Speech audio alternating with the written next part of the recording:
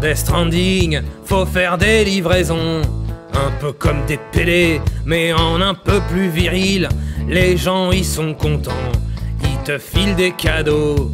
Mais nous dans la vraie vie, tout ce qu'on a c'est Chronopost. Les gars disent que t'es pas là, alors qu'ils ont qu'à sonner.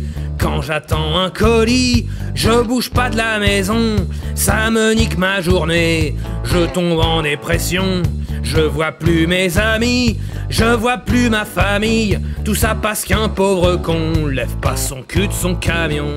Ah putain, ce qu'il est mieux, Death Stranding 2. Et je crois que le scénar, ce coup-ci je le comprends un peu. Dans Death Stranding 2, tu commences à ton gosse, tu l'as sorti du pastis, c'est pas un spoiler atroce.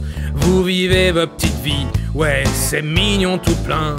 On se croirait sur France 2 tous les jours l'après-midi, présenté par Faustine Bollard ou je sais pas quelle autre connasse. Enfin tu vois le genre d'émission, payé par tes impôts, merci le service public. Te faire pleurer dans les chaumières, mais y a peut-être moyen que tu touches les allocs vu que t'es un père solitaire et que t'as pas l'air trop bon immigré. Putain ce qu'il est mieux, ce Death Stranding 2, ok il coûte 80 balles, mais c'est moins cher que les putes.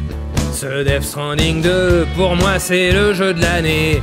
Je ne veux rien savoir, même si vous l'avez pas aimé. Puis on vit en démocratie, alors fermez vos gueules. Vous avez qu'à faire une chanson sur votre jeu préféré, mais tout ce que vous savez faire, c'est de mettre des commentaires. Et puis Expédition 33, si t'aimes ce jeu, t'es raciste. Non, ça vient de pas de moi, j'ai vu sur le live d'un gauchiste. En fait, je crois que ces gens-là, c'est pas qu'ils ont raison, c'est juste qu'ils aiment pas trop qu'on leur dise qu'ils ont tort. Putain, ce qu'il est mieux, ce Death Stranding 2, il fait tout comme dans le 1, mais en beaucoup plus mieux.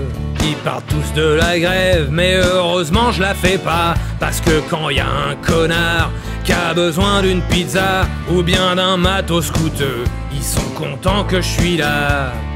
Puis y a aussi dans Death Stranding 2 un robot qui fait du rock, Guillermo del Toro, un vieux gars qui fait des films et une pieuvre robotique, un kangourou albinos et un gros coréen. Je sais plus dans quoi je l'ai vu, mais c'était pas un film français, parce que les films français, eh ben ça pue du cul.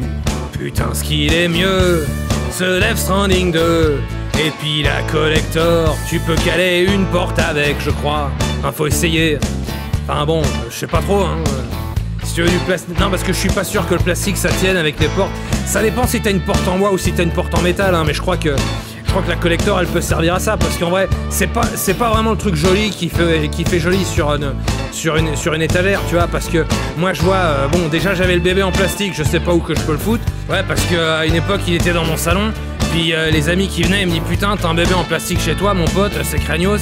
Alors là cette espèce de grosse merde noire, je sais pas vraiment où tu peux la mettre, à part comme je te dis pour caler une porte, ou alors comme presse-papier. Mais bon, moi je sais pas toi, je fais tout par internet en ce moment parce que c'est plus facile. Puis les papiers, moi, je me perds un peu dedans, je les confonds et tout. Puis des fois en plus, l'encre de l'imprimante, elle a tendance à s'effacer un petit peu. Alors je sais pas toi ce que t'en penses, mais moi je fais tout par internet. Donc voilà, je sais pas trop à quoi elle peut servir cette collector. Donc c'est pour ça que moi je me dis, bon bah, peut-être tu la laisses dans la boîte, et puis après la boîte tu la laisses devant chez toi, et puis après il y a les éboueurs, ils viennent la chercher, et puis après bon bah écoute, t'en es débarrassé, puis de toute façon toi ça t'intéresse pas, tout ce que tu veux c'est jouer au jeu.